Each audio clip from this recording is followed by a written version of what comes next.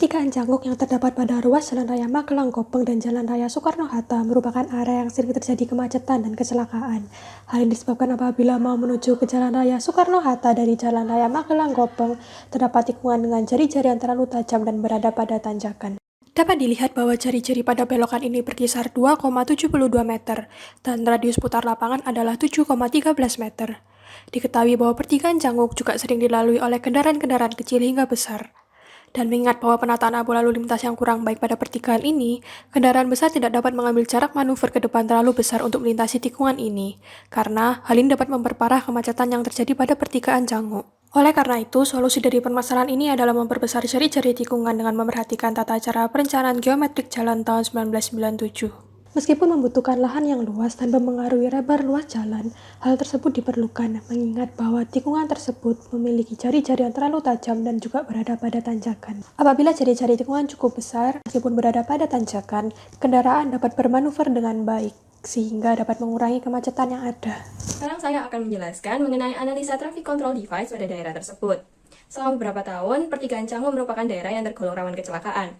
Berdasarkan analisa pengamatan, dapat dilihat bahwa terdapat beberapa permasalahan terkait traffic control device pada area tersebut. Antara lain adalah minimnya rambu-rambu peringatan dan juga petunjuk, serta tidak adanya marka tengah jalan.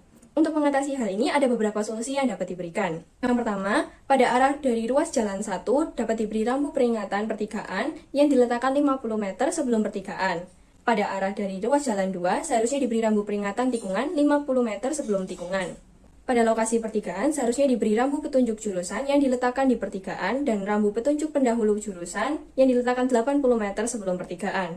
Selain itu, dapat ditambahkan marka tengah jalan berupa garis putus-putus berwarna putih agar pengguna jalan mengetahui batas jalur yang berlawanan. Penambahan rambu dan juga marka jalan ini dapat meningkatkan keselamatan pengguna jalan. Pada poin visual perception, lokasi yang akan kami bahas adalah tikungan tol Surabaya-Mojokerto exit tol Waru. Permasalahan visual perception pada lokasi ini adalah posisi rambu penunjuk arah kurang dapat dilihat saat pengemudi sedang berada di tikungan.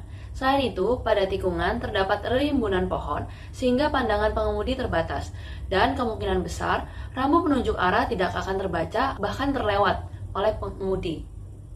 Solusi yang dapat kami tawarkan, yang pertama adalah merapikan dedaunan pohon yang berada di samping tikungan jalan. Cara kedua, menurut tabel 3 nomor 1D, Keputusan Menteri Perhubungan nomor 61 tahun 1993 tentang rambu-rambu lalu lintas di jalan, penempatan rambu penunjuk dapat diulang dengan jarak minimum 250 meter bila diperlukan.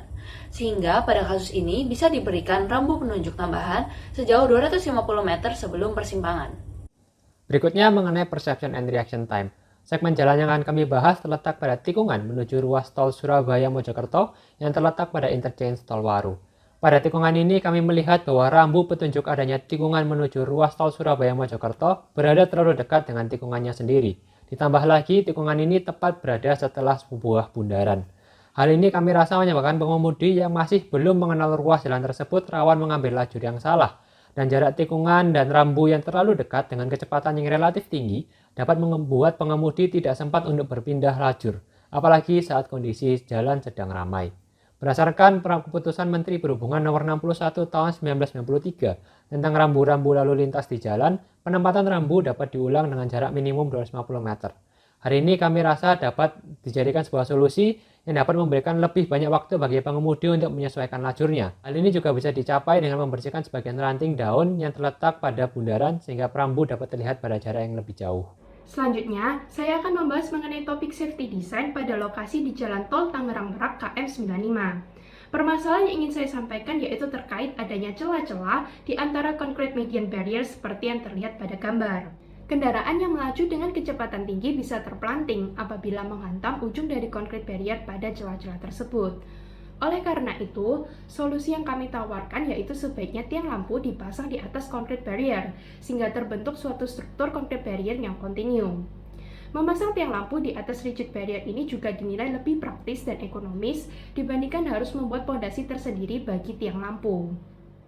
Namun beberapa referensi dari luar menyatakan bahwa solusi tersebut juga memiliki resiko bahaya karena tiang lampu bisa tertabrak oleh kendaraan besar dan jatuh ke jalur yang berlawanan, sehingga akan lebih baik lagi bila juga dilakukan pelebaran median barrier.